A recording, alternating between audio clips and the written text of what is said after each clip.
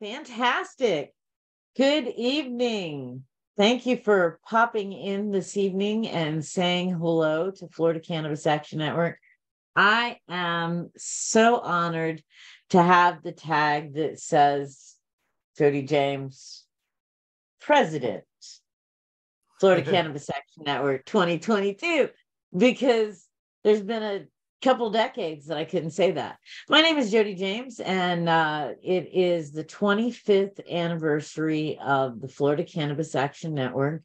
We incorporated today for the first time in Florida in 1998, October 26, 1998. Since our founding in 1998, we have had 5 presidents. And 4 of those presidents are with me this evening. And we all got together to say hello to our founder, Scott Bledsoe. So, Scott, what a lucky night it is to be surrounded by powerful women, because that's a win. I noticed that, and I'm currently a full-time sociology student. So, sex and gender roles is something that I'm definitely exploring. So I did notice that. And I wouldn't credit myself with that. I would credit Mr. Applin with a lot of us getting Florida Cannabis Action Network started, because, he was very principled and sure that was something that we needed to do, is form that corporation so that we could be empowered, so that we could be protected, so that we could be, in the news, and we could change public opinion by being a legitimate organization. And for that, I have to give him all the credit for that. So, but he was a very guiding hand for me and for Cannabis Action Network for a long time. And I'm sure that if, you needed to reach out to him for some kind of advice, you probably still could and get some good advice, because he really cared about this issue. So I thank you for having me, and I thank you for giving me the opportunity to excel and get some changes done, because that's what we did. So for those of you who maybe are tuning in to Florida Can, you haven't been with us in a while, or you didn't realize that the Cannabis Action Network that is as old as we are. It is a 25-year-old organization. Also with us this evening. Now, Scott, so I can bring you up to speed, Scott Bledsoe, Kevin Applin, and Donald Land were the founding members of Florida Cannabis Action. Yeah, I've seen the paperwork. I've seen the paperwork. Gary Edinger of Gainesville was the brave attorney who was willing to put his name in it as our registered agent. Since that time, we've had a few more presidents.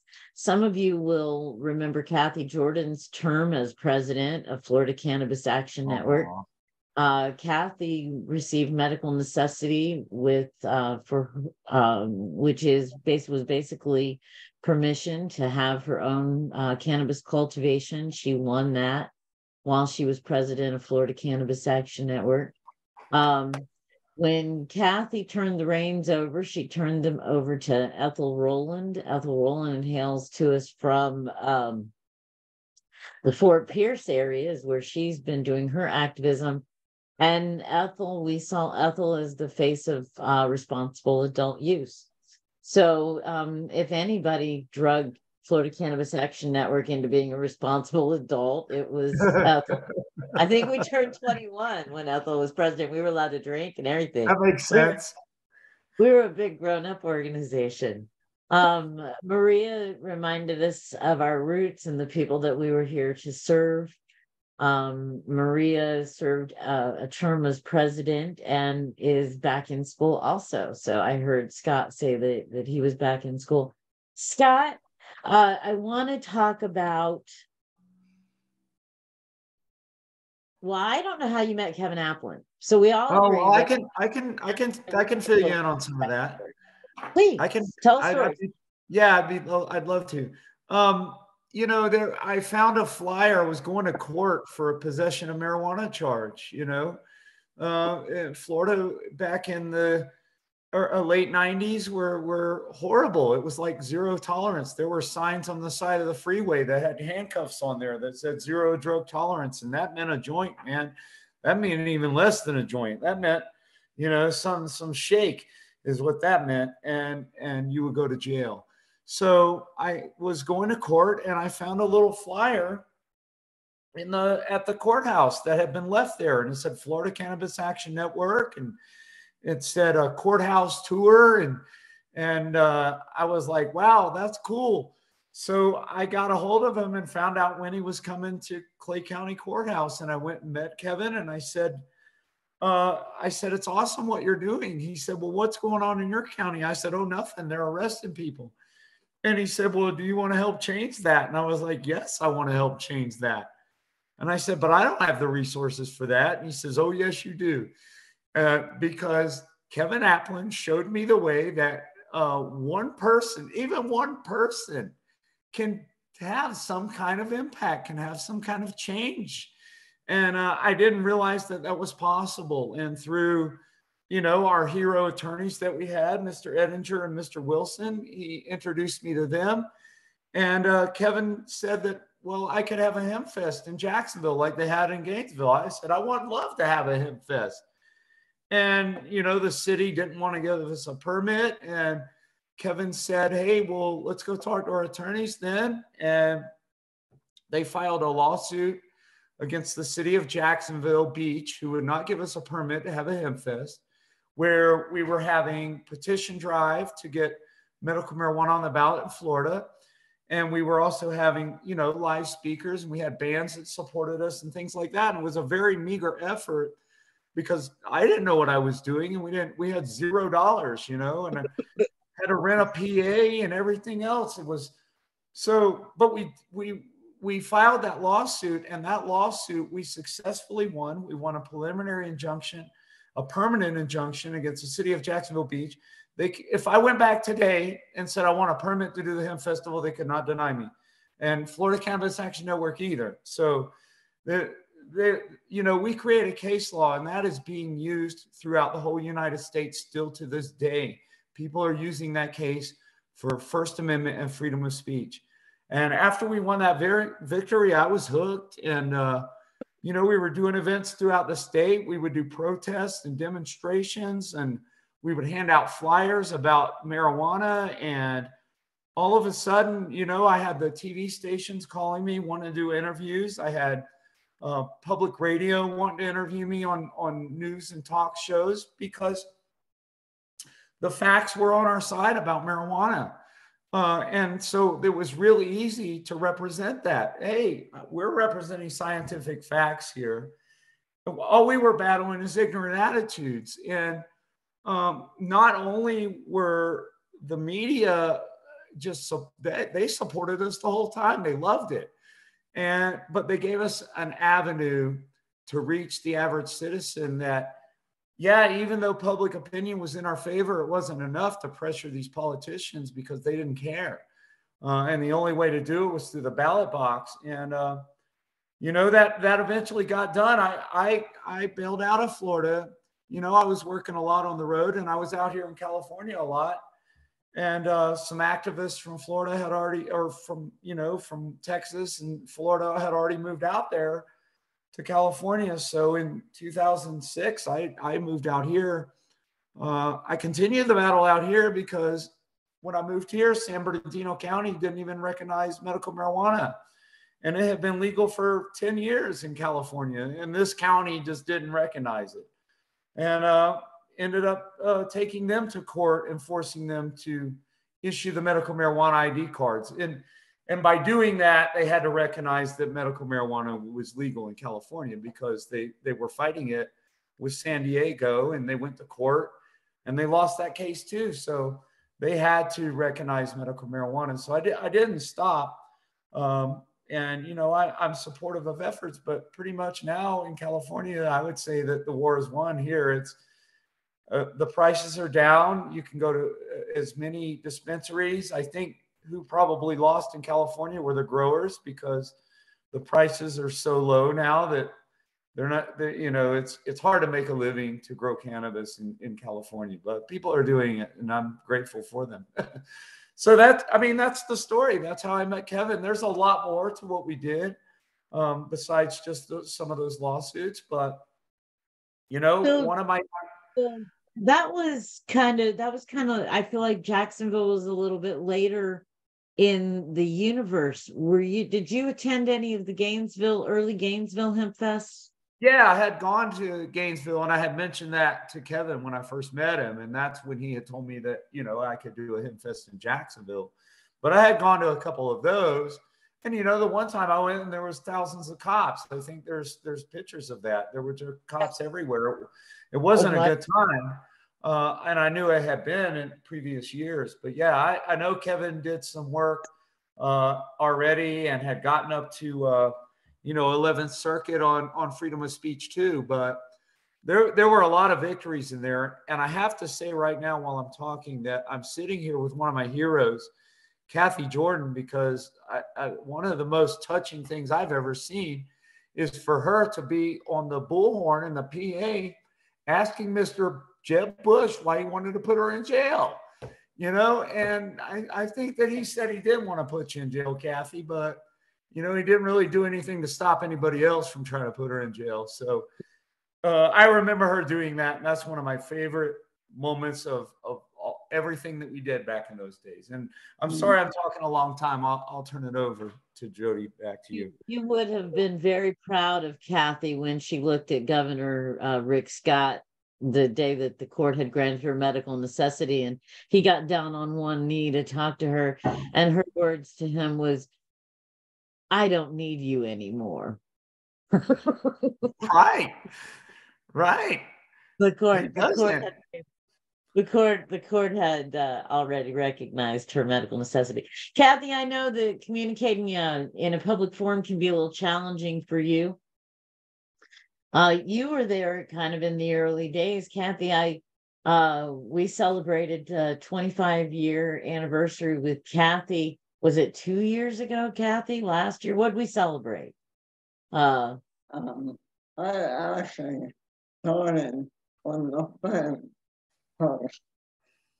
So Started on the phone first, reaching out to doctors. Right, because I remember Scott, and then the bullhorn. She remembers Scott because of the bullhorn. Yeah.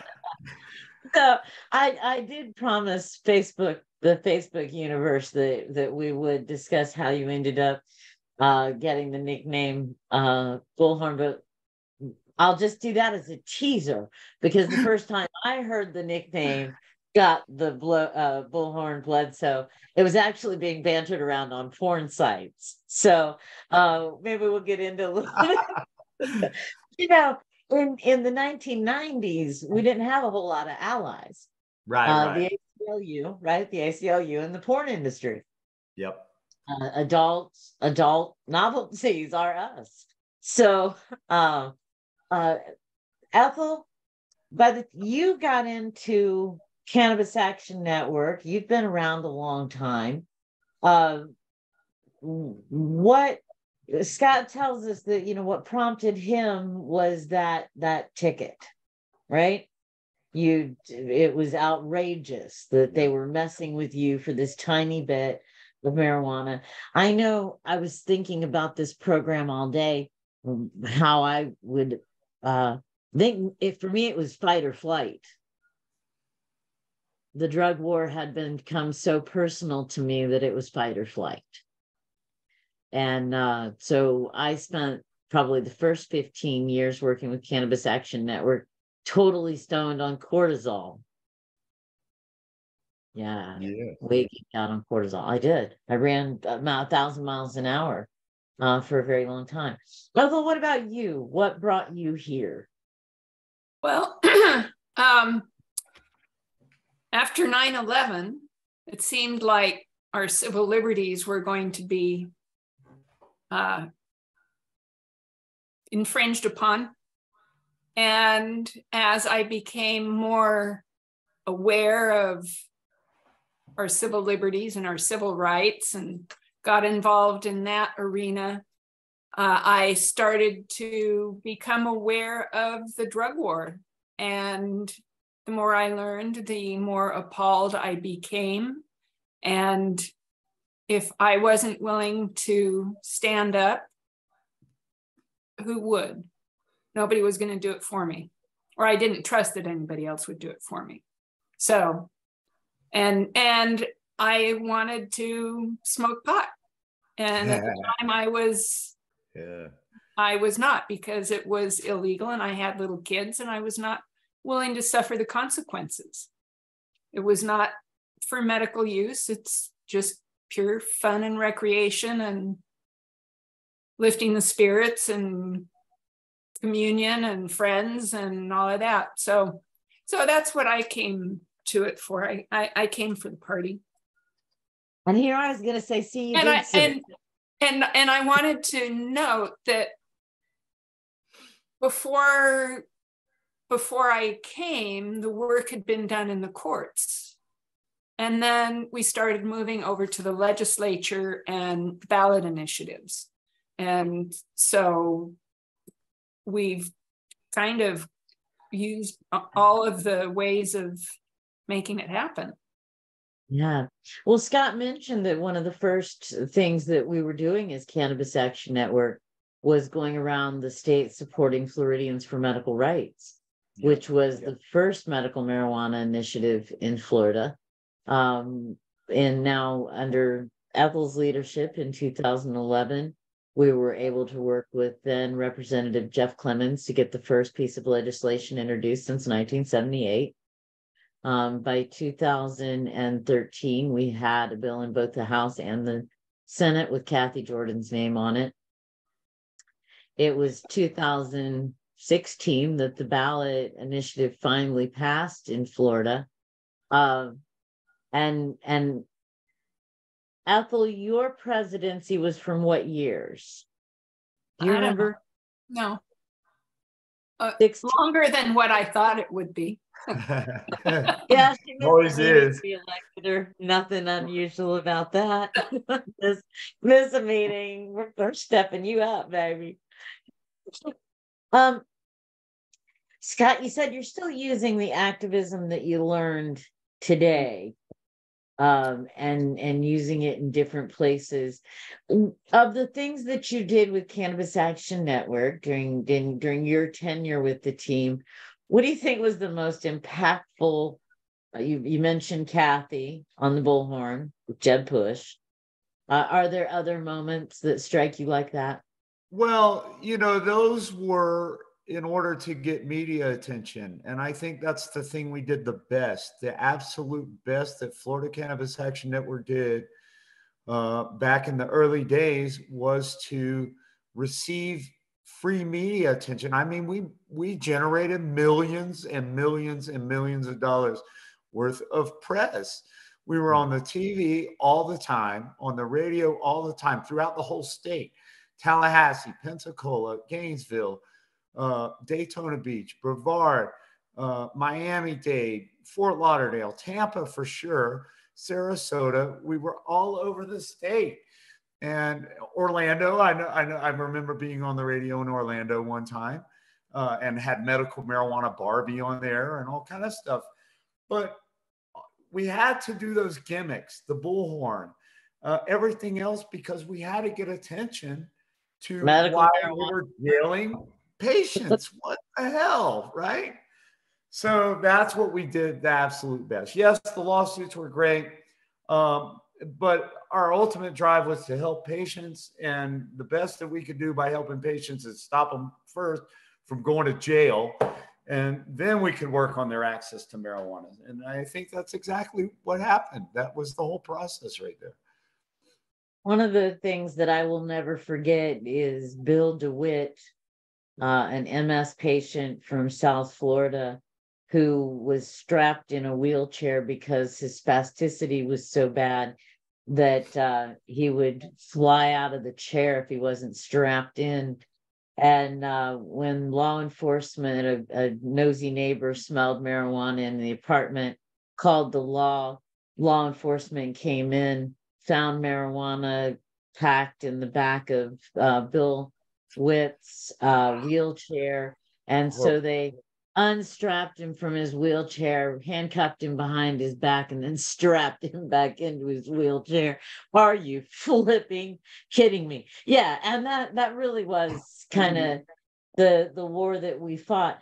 Maria, by the time you came in, the war was different. Thank God. Yeah, well, by the time I came in, I thought the war was almost over. But as fast as this emerging industry moves, it can move frustratingly slow in the regulation department for my taste. But yeah, the game is so different all along.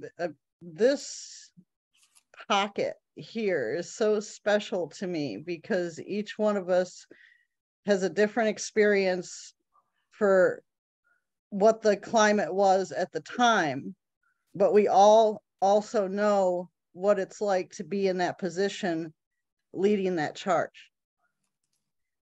And so it's an honor, an absolute honor to put it together because Scott, listening to your stories, I've told those stories as the history of CAN, from a stage. but to hear you, yeah, I'm a big fangirl, Kevin Applin. To listen to those old Hemp Fest speeches and I live in Gainesville. I've been here 22 years, and we're still fighting the good fight here. We had Hemp Fest last year, 30 years of the doobie tosser, threw a big party from early.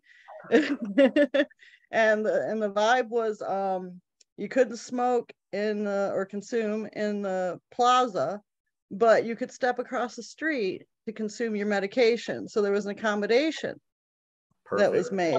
So that's where we're at versus where we were with Gainesville in 1998 or previously during those days.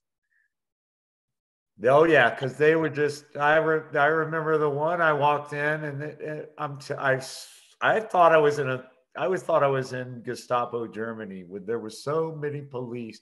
I had never seen that many police in a park ever. That was my first. Never seen that many police in a park. And it seems so absurd now, but for people who hadn't been through it, I did my first hash bash in Ann Arbor in '92, and I thought that like pot was legal. I didn't understand that life was different anywhere else.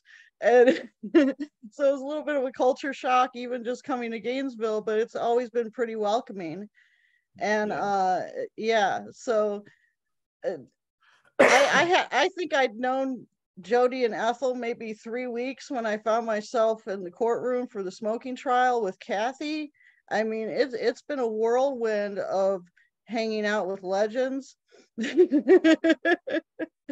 That is Cannabis Action Network. Cathy, what do you want to say? Maria, we'll get back to you. Let's get Cathy a second while she's got the energy. She was just saying that she's always seen Florida Can, not Florida Can. That's always rang in her head. Yeah, first Hemp Fest, when she seen it, she read it as Florida Can. Florida Can. We can do it. That's right. We did. And did do it. Jody, you had asked me earlier what I was going to do, as far as my activism going forward, because I'm going to university for sociology. So I've been a mortgage professional. Even the whole time I was doing activism, I was a mortgage professional the whole time. And well, that's not a thing anymore, but I'm going to graduate with a sociology major this time. I have a 4.0 GPA. I'm Kappa Alpha Beta Honor Society, and I probably will graduate summa cum laude. I don't expect not to. Nice. But I want to be a policy analyst. And what policy analysts do is they get hired by legislators. They get hired by government agencies. They also get hired by outside, audit firms and things like that to figure out what the effect of regulation and law is on groups of people. And that's right up my alley for making some real change instead of standing on the corner with a bullhorn, because I'm too old for that. I don't want to do it anymore. I don't even want to write letters to these people. So I think that this is a good way for me to continue to have an impact that will continue helping people. And if something runs across my desk that's cannabis related, fine. It doesn't have to be. I just want to help people now.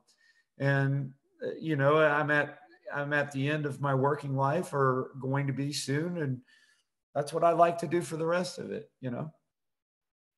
Well, you can certainly get old working for the state legislature. Just ask half the people that we work with up there that we've been working with for 25 years. They've gotten old working up there.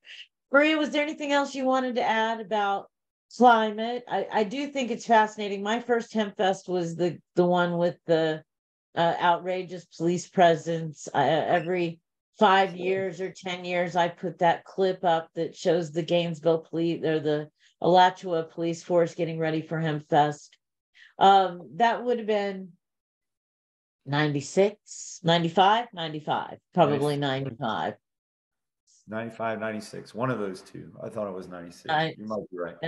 See, I think it was 95. By 96, we had started winning court victories. And by 98, we had become a real live organization. And as Scott mentioned, in the first few years, we had sued 11 municipalities in the state of Florida over our right to speak. Now, under Maria's presidency, we sued the Biden administration. So we're still kind of following that along. Maria, you want to just put it out there for a minute? What's happening with that lawsuit? Well, we were just in the appellate court with it in Jacksonville a few weeks back. Yeah. I'm not sure I'm up to date actually on the result of that. No result. Yes, you are. There has been no result. Okay, I was just thinking, I'm like, I haven't heard anything. I'm thinking maybe there's nothing to hear. Well, that's fortunate or unfortunate. But we did it. No, it has been fascinating. Scott, I think that you really nailed something. You know, the climate that we were operating in the 90s required us to get people's attention and get it fast. We lived in Florida, which of course is the home of Barnum and Bailey and Disney and Andretti and Daytona Speedway. So it wasn't like we weren't competing with other entertainment interests. Do you have any? My favorite with you is probably Hemp for Fuel or Go to Hell. That was fun. I like that. That was a good one. Look at that newspaper clipping. I love that. That was a good one. Do you want to tell the story your way? It was just Kevin hated Shell. Like, you know, he said that they were one of the worst companies he's ever met. And he told me a story about a guy that worked for him. And before they laid him off as an executive, he ordered millions of dollars worth of equipment to just be dumped out in the desert, just to get them for money, to get out of there because they were so dirty. And I said, all right, well, they're so dirty, let's protest them, right? And he says, all right, figure it out. And Jody went over there, and I was like, oh, well, let's do the Shell sign with the H with the S crossed out. So it said Hemp for Fuel or go to, and it had the Shell logo and the whole bottom thing, but we just put a red mark across the S. So I'll circle on the respond to the S. Hemp for Fuel. Hell. And we shut down that gas station. We got people to go somewhere else. Why are you here? Well, yeah, we know you probably need gas, but just don't go to this gas station. Go to some other brand or something, right? And we stopped this whole business, and that guy was mad, and he said, hey, I'm just a small business guy or whatever. I can't control what the corporation does. And we were like, yeah, it was cool. But the newspaper came out and took a picture of it. It was great. The sign looked really nice in the picture, but that's what I was talking about, getting we got the message of hemp out there when we were really just protesting shell, right? So the universe loves cannabis, and the universe loves Cannabis Action Network. That's all I got to say. Scott tells that story his way. In my brain, Scott shows up in his pickup truck with this big ass sign that says hemp for fuel or go to hell. So what are we going to do with it? So Kevin Applin lives here in Melbourne. We have the sign. We have a list of, 25 activists in Brevard County. Oh, yeah. We did get a group out there. You're right. Someone had donated cell phones to us, right? This is before anybody had cell phones. So somebody had done it. So we're on our cell phones. We take a copy of The Emperor Wears No Clothes, because we're all buddies with Jack at this point. We take a copy of The Emperor Wears No Clothes to Office Depot, where we make a copy and then we cut it out and then we paste it on a piece of paper. Yep. And we make enough copies. That's what we used to call cut and paste, right? Yep. We cut and pasted a little flyer. And while we're cutting and pasting the flyer, so probably, Scott, you were always the whiz at cutting and pasting. A couple of us are on the phones and a couple of us are cutting and pasting something about hemp and fuel, right? Because we're on the phone. Hey, we're calling up the Action Network and we are going to go to the Shell gas station at the corner of whatever the hell and who's what's it. And we're going to be there at 4:20. We have some signs. Come on. So many people showed up. We didn't have enough signs. We're out there scribbling shit on the backs of pieces of paper for people. Right. Some of them were like that, but we had that good sign. And we had a good sign. So the place is totally shut down. Everything that Scott remembers, I remember that.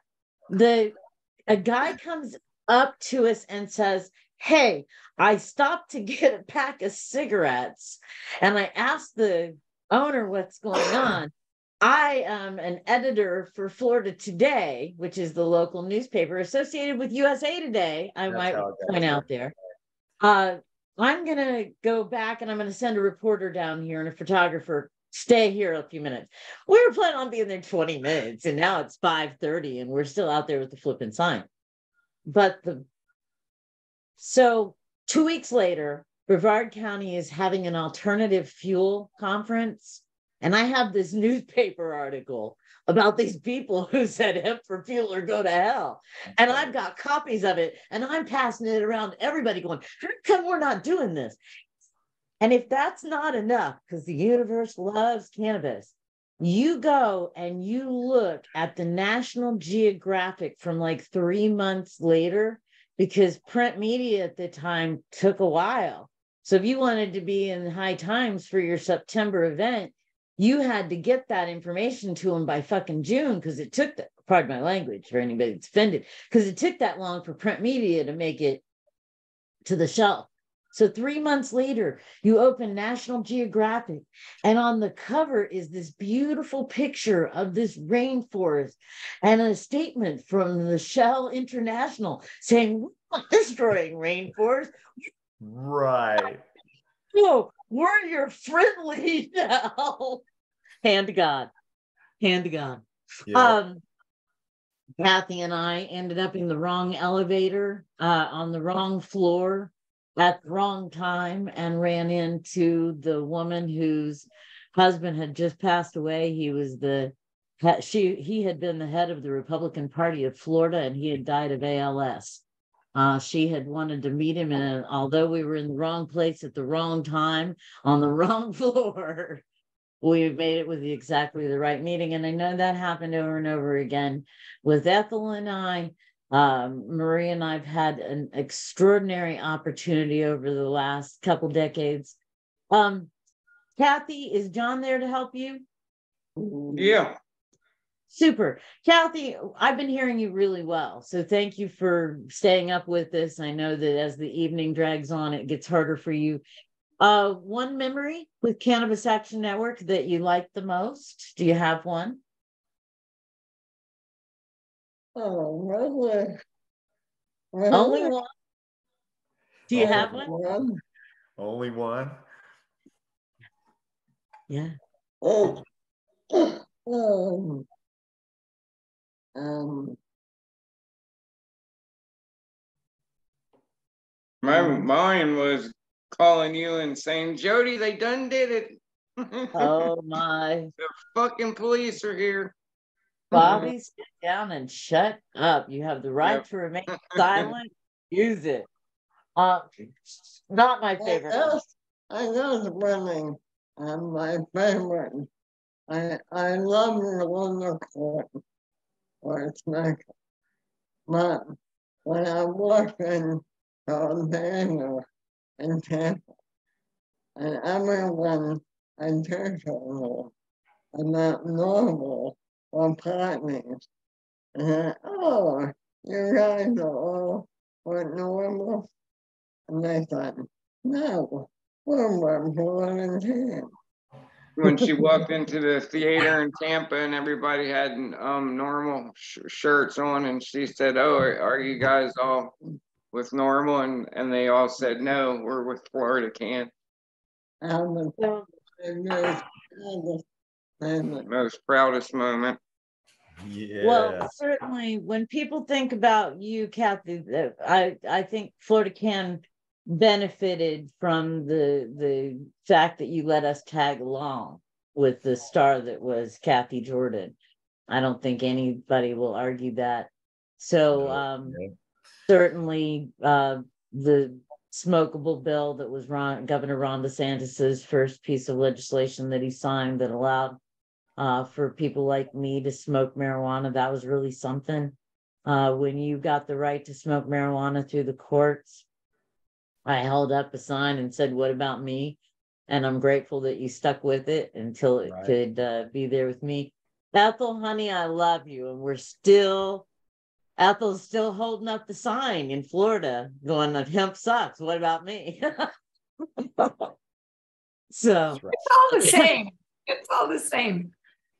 and THCA and THCV and I'm not sure it's all the same, but marijuana is good. I feel confident about that. If you had a prediction for what's going to happen in the next 5 years, do any of you want to tackle what you think? It doesn't have to just be Florida. I was going to see if I can share a picture that Scott shared with me. I think I can. Let's see if I can see my picture. Can you guys see my picture? All I see is black. Oh, there we go. And there we go. That's in my closet right now. Nice. My neighbor gave me 2 6-inch plants in June and said, "Here, I don't know what these are. I don't know if they're female or male. I don't know anything." And I said, "Okay." And I put them in the ground and I took care of them. And that's what they look like now. Just 2 little plants, but it filled up a whole closet. Congratulations.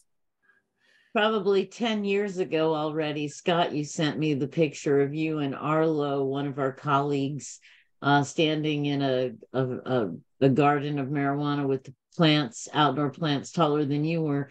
If you had to say, what do you think happens in the next 5? Any predictions? Yeah, that's what I wanted to weigh in on. I noticed, what is it, last week or the week before in Florida, of Florida interest in particular, was that one of the most extreme Republicans there are, like Matt Gaetz, and I don't think he's a very good guy, but that's my opinion. But he supports full legalization, and he's being a jerk about it, about why is it not legal. So, hey, we got allies in strange places, it looks like. So I think cannabis is just going to get better. I mean, the price has got to stabilize. It's got to get, I think it's going to get a little more expensive, but right now it's so cheap in California. I don't know if it was legal everywhere, this would be what we talked about a long time ago, is having affordable access to quality marijuana. And it's such that a point where if somebody's using it for medical use, you can get exactly the kind or part or a way it's processed that you need for whatever ailment you got. And that's all we ever dreamed of back in the day. So I think it's just going to get like that in more places in the United States, because even the conservative Republicans are behind it. It generates money, so they're down for that, you know. And that's where I think it goes. And I hate to see that it's so commercialized, but then again, that also makes a cottage industry available again with no hassle. So I think I kind of like that, where it's going with most of it. That's what I have to say. I'd love to see a bigger cottage industry. Ethel, she's raising her hand like she has an idea. What's the future of cannabis look like, Ethel? Well, first I tried to find the little hand that Cathy used, but I couldn't find it. So I'm going to take a very pessimistic,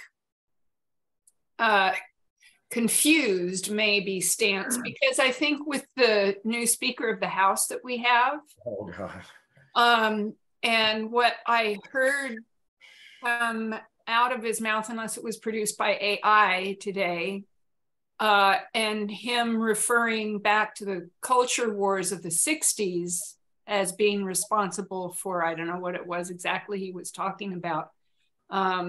It gave me great pause about the future of everything. And cannabis is definitely part of the culture war and part of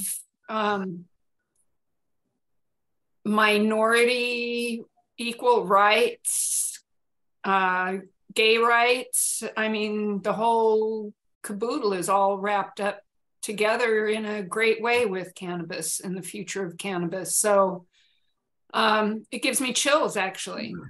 So, Scott, I hope that we pursue the optimistic path that you foresee, but I have doubts. Yeah. So, you know, yeah, Scott, those are scary folks. I'm not going to lie. Scott lives in liberal California and we live in Florida. I will put out there, though, that Matt Gaetz, all I kept thinking as I watched this race for who would be the next Speaker of the House is I hope to God that Matt Gaetz, who blew up the last Speaker of the House, said, look, dude, you don't get to be Speaker if you don't legalize marijuana. Maybe. It is his thing. Ethel, you are working in the legislature with us when we gave Matt Gaetz the big FU with the just because it smells like a rose doesn't mean it's not shit. About one of his bills. Was that you that got called in the office with me? Yeah. Matt was a Florida representative. His father was was president of the Senate, and he was in the Florida House. And between the two of them, they ran our first marijuana bills, made our first marijuana bills happen. So that's Matt right. Gaetz was definitely, like I said, we were just because we're allies doesn't mean we didn't call it like we saw it. And his first bill might have looked good, but it smelled like shit. Maybe I was for the future. I was like, I wasn't high. That's all I'm sure of. Maria, you got any predictions for the future? Or Cathy, did you want to go first? Are you ready, Cathy? No, I was when you're learning and then planning, and then when you're learning and then when Joel oh, she's talking about us talking to Joel Stanley about getting him and Paige to come. I'm very hearing and how I have no name and Paige on that. At the hearing in Tallahassee, Joel and Paige were there for the CBD. Part of what Cannabis Action Network did at that point was introduce the Stanley brothers and some of the folks. They were interested in what was happening. We were interested in bringing high CBD strains to Florida for the medical program because of its effectiveness on veterans. And that was something that Cathy was already passionate about. So Cathy certainly brought the players to the table. that gave Matt Gaetz his education. There's no question about that. Absolutely. Awesome. So Awesome job. And that's what you segued into something I wanted to talk about that I think is important. And it's another function of Florida Can. And that was that we would, not only would we meet with legislators, we would encourage other citizens to meet with their legislators and help them set up meetings to talk about some of these things. And those are a very important function. And it was very effective for us to do that. We put pressure on these guys. See, you got to Matt Gaetz, so anybody could do that. And that's a very important function of Florida Can as well. super important. Maria, you want to let people know about the upcoming Cannabis at the Capitol? Yeah, absolutely. That's a great lead in. So I think we're going into our 7th annual Cannabis at the Capitol Lobby Day, where we will have 100 to 150 people or so coming for their Citizens Lobby Day. We do a teaching and a guiding and talking points, and we feed everyone, you know. And we feed everyone. Sponsors, please. Absolutely. We have some get-togethers, and we have a huge banner as soon as you come into the Capitol. It's the first thing you see with all the sponsors' logos on it. We've had some fantastic supporters over the years.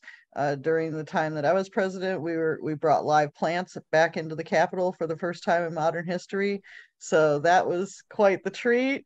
I loved seeing everyone's reactions to the plants throughout the Capitol, being able to show that to lawmakers who were interested and getting educated.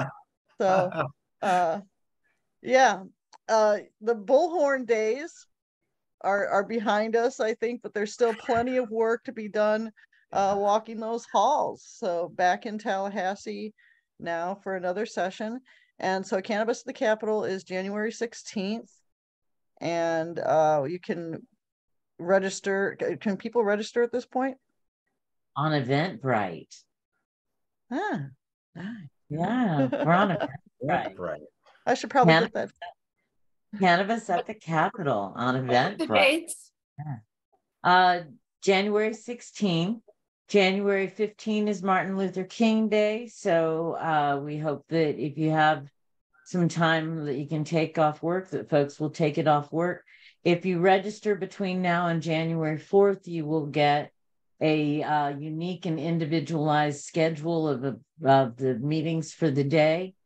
Last year, we had live plants in the Hemp for Water display. I'm very excited about the partnership that Cannabis Action Network has with the Hemp for Water initiative here in Florida and the great results that they're doing.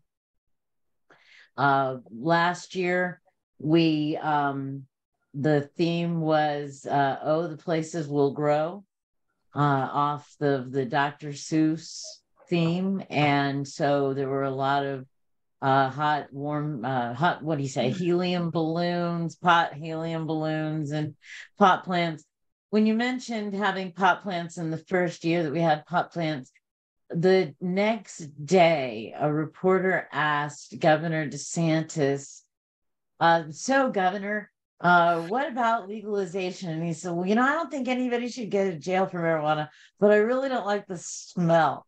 And that's because his office freaking reeked from the dank bud that was sitting on the 3rd floor that year. He said it was putrid. He didn't like the smell.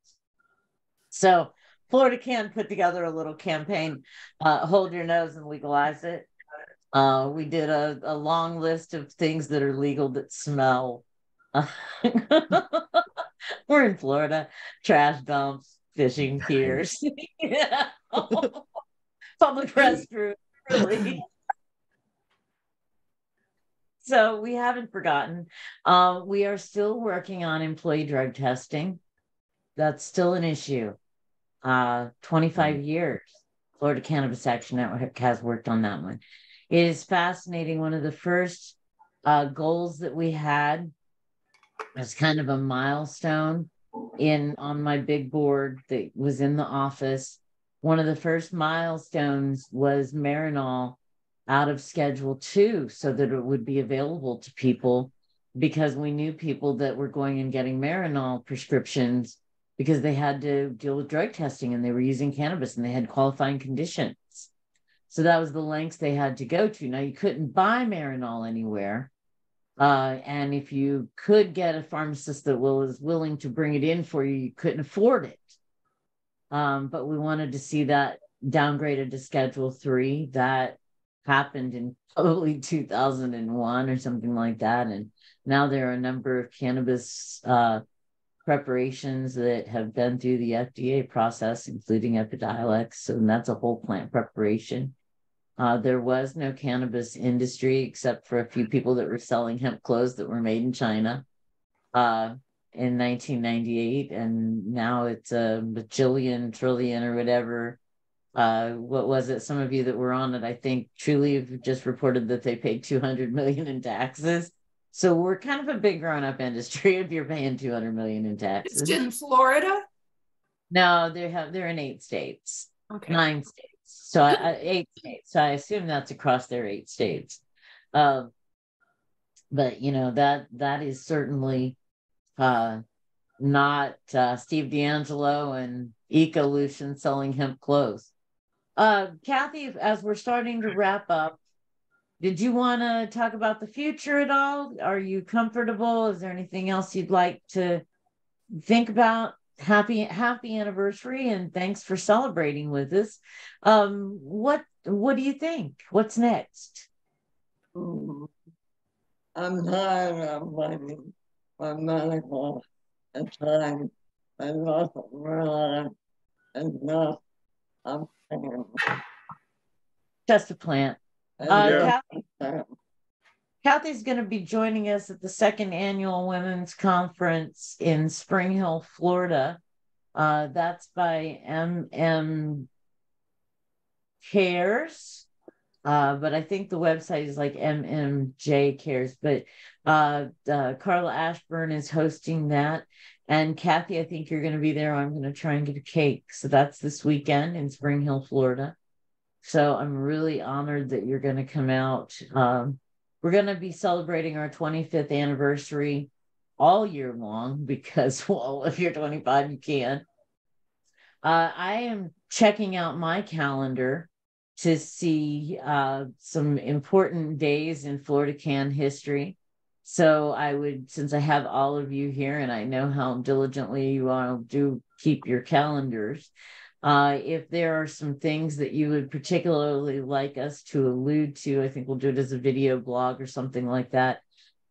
Scott, we still didn't get to why you were bullhorn, and we just tapped on medical marijuana Barbie. And I just think that's unfair on both counts.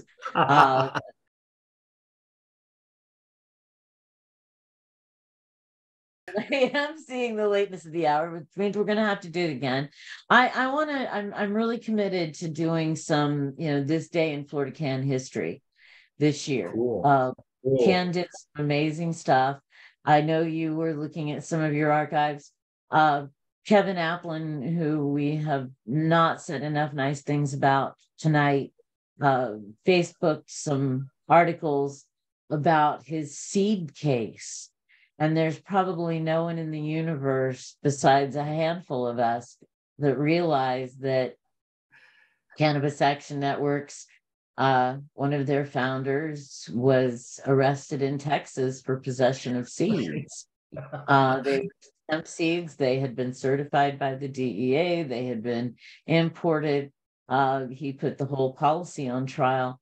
And that appeal for him to finally be found innocent carried on for, I don't know, a decade.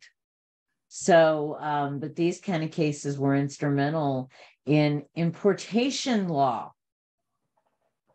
I think we would do a disservice if we didn't mention Joe Patak, who did Kind Radio out of his home in San Marco, Texas. And Zeal. And Joe and Zeal doing pirate radio, suing the FCC and winning And the way the lawsuit was settled is everybody who had had a pirate radio station before they won was barred from having a pirate radio station for life. But of course, their pirate radio was so popular that it was listed on the Arbitron ratings in flipping Austin, Texas, which is a huge music market. So for your radio, your pirate radio, these kind of victories were won day in and day out by people who associate themselves as Cannabis Action Network. Yeah. And then they went on and lived their lives, because you're a hero in a moment when you do the thing that was hard. Well, we got ground down at the bottom, that was when we were trying to gain momentum. It was very difficult in those days. And, and things like we had patients that were willing to step out too. And these people were sick and they're still out there having the campaign because they wouldn't listen to us. We had to have a sick person tell them before they would start listening. So one of those days were hard for us to get momentum. So yeah, it was difficult back then. It was hard. Ethel, last thoughts? I wish it weren't so confusing. Me too. I wish we didn't even have to have done all of this, but we did. Why is it illegal in the first place? That's still confusing to me. Most ridiculous thing I've ever seen. Maria, thanks for keeping the torch alive, and standing up and being president and keeping the organization healthy. I appreciate you having done that. Is there any last thoughts you'd like to talk about? Future of cannabis in general, future of Cannabis Action Network, the snack you're going to have, and the cats you've got to feed, the important stuff. Yeah. Well, it's changed a lot. It's not done. There's a lot of balls in play, state, federal, international. The landscape is bigger. I almost wish I could return to a simpler time at the time that Florida Can was founded and previous. We didn't have it all figured out. Well, now we know the whole landscape and it's like, wow. Right. Yeah. It is. There's a lot of balls in the air. The Cannabis Action Network is juggling them all. We're grateful. We have an 11-person healthy existing board of directors. We always need fundraising. We have an active membership that's participating.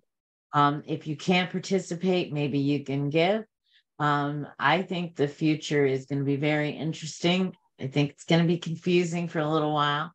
There are a lot of people who said we would not legalize marijuana in their lifetime. Note, marijuana, it's legal.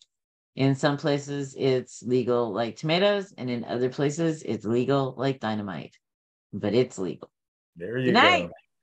Good night. Happy anniversary. Happy anniversary. Oh, Happy anniversary.